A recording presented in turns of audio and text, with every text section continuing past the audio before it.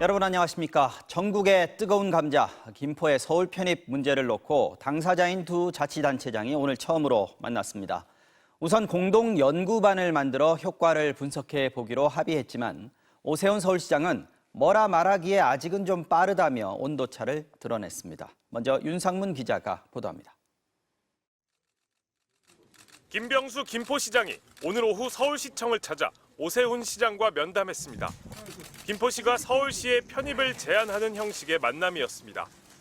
40분가량 진행된 면담에서 김 시장은 서울 편입의 필요성과 당위성을 충분히 설명했다고 밝혔습니다. 김포가 서울 생활권인 만큼 경기도가 남북으로 분리될 경우 서울로 편입되는 것이 합리적이라며 서울시에도 이익이라고 강조했습니다. 해양시대를 열 수 있다는 것, 그다음에 한강 하구까지 전체적으로 개발할 수 있는 그레이트 한강을 만들 수 있다는 것. 김포에는 아직까지도 이제 가용지가 많이 남아 있습니다. 그래서 좁아진 서울 토지를 김포에서 좀 활용할 수 있다. 내일부터 당장 주민 간담회를 열고 이달 말에는 시민 1000명을 상대로 대면 여론조사도 하겠다며 의욕을 보였지만 청사진의 근거는 제시하지 못했습니다. 김포가 서울에 들어갔을 때 편입될 데이터가 없으신데 그거를 꼭 데이터가 필요합니다. 이쪽으로 나가시는 게 좋습니다. 거기서 아마 서울시장께 여쭤보면 더 알 수 있을 것 같아요. 반면 오세훈 시장은 온도차를 드러냈습니다. 깊이 있는 연구와 분석이 선행되지 않은 단계에서 뭐라고 말씀드리기에는 아직은 좀 빠른 국면인 것 같습니다. 서울시와 김포시는 공동 연구반을 꾸려 구체적인 장단점을 먼저 분석하기로 했습니다. 구리, 하남, 고양 등 다른 인접 도시에서도 편입론이 제기되는 만큼 서울시는 별도의 메가시티 연구 TF도 구성할 예정입니다. 오 시장은 올 연말쯤으로 예상되는 분석 결과를 보겠다며 여론 수렴 절차도 서두를 필요가 없다는 입장입니다. 그런 정보가 다 공유되고 그런 상태에서 아마 의사를 여쭤보는 절차도 진행될 수 있지 않을까. 갑작스런 행정구역 개편 움직임이 정치적 의도에서 나온 것 아니냐는 질문에 오 시장은 그 점이 상당히 부담스럽다며 총선 이후까지 긴 호흡으로 논의하는 게 도움될 수 있다고 밝혔습니다. MBC 뉴스 윤상문입니다. 네, 다음 소식 전해드리겠습니다. 정부가 주식시장의 공매도를 금지한 첫날인 오늘 국내 증시가 급등했습니다. 코스피는 2,500선을 넘겼고 코스닥은 3년 5개월 만에 프로그램 매매 호가의 효력을 정지하는 사이드카가 발동되기도 했습니다. 특히 공매도가 집중됐던 2차 전지 관련 종목들이 상한가를 기록하는 등 일제히 급등했습니다. 먼저 고재민 기자가 취재했습니다. 지난 금요일 2,360대로 마감했던 코스피. 오늘 하루에만 무려 134포인트 급등하며 2,500선을 넘겼습니다. 하루 기준 역대 최대 상승폭입니다. 상승률도 5%를 훌쩍 넘기면서 2020년 3월 이후 최고치를 기록했습니다. 코스닥도 7% 넘게 폭등하며 839.45로 장을 마감했습니다. 오전 한때 프로그램 매매 호가 효력 정지 조치, 이른바 사이드카가 발동하기도 했습니다. 3년 5개월 만입니다. 상승을 견인한 건 공매도가 몰려있던 종목들이었습니다. 주식이 과평가된 것으로 보고 일부 종목에 공매도가 집중됐는데 공매도가 금지되자 외국인 투자자들이 빌린 주식을 갚기 위해 숏커버, 주식을 급히 사들인 걸로 보입니다. 오늘 주식시장의 상승은 일단은 정부의 공매도 금지에 따른 외국인의 매수세도 한몫을 했고요. 대부분 다 숏커버에 따른 결과라고 보시면 돼요. 실제로 코스피에선 호텔 신라를 비롯해 공매도 비중이 높은 상위 5개 종목이 모두 5% 넘게 올랐고 에코프로와 에코프로비엠 등 공매도가 집중됐던 2차 전지 종목 역시 강한 외국인 매수세를 기반으로 상한가를 기록했습니다. LG에너지솔루션, 포스코홀딩스 등 대형주도 두 자릿수 상승률을 보였습니다. 공매도 금지와 별개로 미국의 금리 인상이 마무리될 거란 기대감도 주가를 올리는 원인이었습니다. 지난 주말에 미국 고용지표가 부진하게 나오면서 미국 금리 인하에 대한 기대가 앞으로 당겨지고 전반적으로 외국인들의 위험자산 투자를 늘리는 쪽으로 반영되면서 공매도 금지와 상관없는 일본과 홍콩 등 아시아 증시도 대부분 상승세를 보였습니다. 달러 대비 원화값도 전 거래일보다 25.1원 급락한 1297.3원으로 마감해 3개월여 만에 최저치를 기록했습니다. MBC 뉴스 고재민입니다.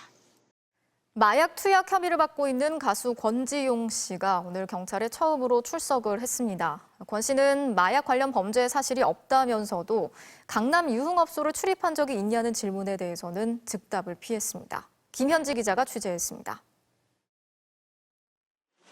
마약 투약 혐의로 입건된 가수 권지용 씨가 오늘 오후 경찰에 자진 출석했습니다.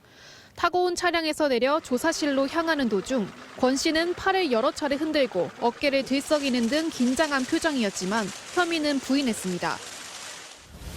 저는 마약 관련 범죄에 대해서 사실이 없고요. 그걸 밝히려고 사실 이 자리에 온 거니까 지금 사실 긴 말 하는 것보다는 빨리 조사를 받고 나오겠습니다. 모발 염색과 탈색은 언제 했냐는 질문에는 한 적 없다고 밝혔고 배우 이선균 씨에게 마약을 건넨 의혹 등으로 구속된 강남 유흥업소 여실장과 이들에게 마약을 공급한 혐의로 입건된 의사와도 연관성이 없다고 답했습니다. 그러면서도 해당 유흥업소 출입 여부에는 즉답을 피했습니다. 강남 소재 유흥업소에는 아예 출입한 적이 없으신가요? 두고 봐야죠. 권 씨의 마약 투약 시점이나 장소는 아직 특정되지 않은 가운데 최근 일주일 안팎의 투약 여부를 확인할 수 있는 간이시약 검사 결과는 음성으로 나타났습니다. 약 4시간 만에 조사를 마치고 나온 뒤에도 권 씨는 마약 혐의와 거리를 두며 자신감마저 드러냈습니다.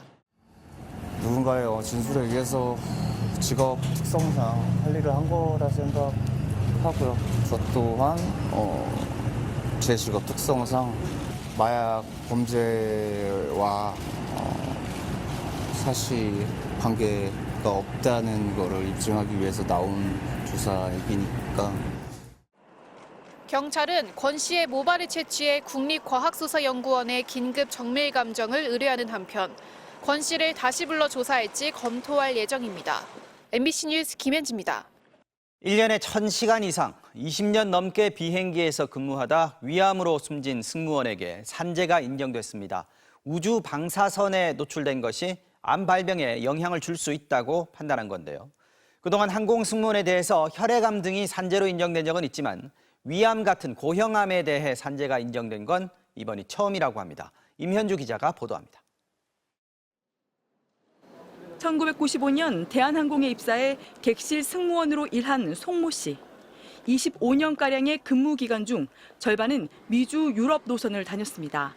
연평균 비행시간만 1022시간에 달합니다. 송 씨는 지난 2021년 4월 위암 4기 진단을 받았고 불과 20여일 만에 숨졌습니다. 53살, 중고등학교 자녀를 둔 가장이었습니다. 유족은 우주 방사선의 피폭도에 암이 발병했다며 산업재해를 인정해달라고 요구했습니다. 쟁점은 누적 피폭 우주 방사선 양이 기준치를 넘었는지 여부였습니다. 규정상 승무원은 연간 6mS를 초과할 수 없습니다.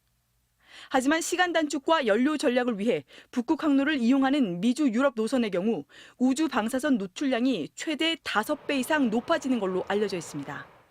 대한항공은 승무원이 누적 피폭된 방사선 양이 안전 기준을 넘지 않도록 비행 스케줄을 편성해 왔다면서 위암과 우주 방사선의 상관관계 역시 밝혀진 바 없다고 주장했습니다. 하지만 근로복지공단은 이러한 주장을 받아들이지 않았습니다. 방사선 양이 과소 측정됐을 가능성이 있고 장거리 비행으로 불규칙한 식생활을 했던 점 등을 종합적으로 고려할 때 암과 업무 사이 인과관계가 인정된다고 판단했습니다. 이러한 사례로 인해서 근로자들, 항공 관련된 종사자분들 건강에 대한 좀 예방 대책이 구축되는 계기가 되지 않나 하는 생각이 듭니다.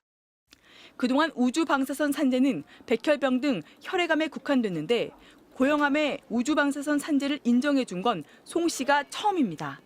대한항공은 승무원들에게 건강 상담과 필요한 의료 제공을 지원 중이라며 우주 방사선에 대한 사전 사후 관리를 강화해 직원들의 건강 관리에 더욱 힘쓰겠다고 밝혔습니다. MBC 뉴스 임현주입니다. 이렇게 강한 바람과 함께 서울을 비롯한 중부지방에 올 가을 들어서 처음으로 한파특보가 발령됐습니다. 내일 아침 출근길에는 서울의 체감 온도가 영하 2도까지 떨어질 것으로 보이는데요. 지금 광화문에 나가 있는 기상캐스터를 연결해서 자세한 날씨 알아보겠습니다. 자, 최아래 캐스터, 지금도 바람이 많이 불고 있습니까? 네, 그렇습니다. 그리고 대기를 하는 동안에 춥다는 생각이 절로 날 정도로 공기도 확 차가워졌습니다. 보시는 것처럼 퇴근길 비는 거의 잦아들었지만요. 도심에서도 나무가 여전히 흔들리고 있을 만큼 바람이 강하게 불고 있습니다. 전국 대부분 지방에 강풍특보가 이어지고 있는 가운데 서울에도 순간 시속 20km 안팎의 돌풍이 관측되고 있는데요. 먼저 이 시각 레이더 영상을 보시면 지금은 수도권과 강원도를 중심으로 비구름이 남아 있습니다. 중부지방은 내일 새벽까지 비가 조금 더 이어지겠는데요. 오늘 밤 사이에는 높은 상공에서 영하 15도에 20도선에 더 강한 한기가 밀려오면서 서울을 비롯한 내륙 산지는 비 대신 눈으로 바뀌어 내리는 곳도 있겠습니다. 예상 적설량은 강원 내륙과 산지에 1에서 3cm, 경기 북동부와 경북 북동 내륙에 1cm 안팎입니다. 이에 따라 오늘 밤 9시를 기해서는 올가을 들어 처음으로 한파특보가 발효됩니다. 서울 동서부권을 비롯한 경기 동부와 강원 내륙, 충북 북부에는 한파주의보가, 강원 산지와 경북 북동 산지는 한파경보가 내려지겠습니다. 내일 아침 서울의 기온이 3도, 대관령 영하 1도 등으로 오늘보다 10도에서 15도가량 뚝 떨어지겠고요. 내일 오전까지는 바람이 매우 강해서 서울의 체감 온도는 영하 2도, 대관령은 영하 9도에 달할 전망입니다. 이 추위는 수요일인 모레 아침까지 이어지다가 목요일에는 기온이 반짝 오를 텐데요. 하지만 주말 아침에는 0도까지 뚝 떨어지는 등 더 강한 추위가 찾아오겠습니다. 지난주와 다르게 날이 급격히 추워졌습니다. 건강 관리 잘 해주셨겠습니다. 지금까지 광화문 광장에서 전해드렸습니다.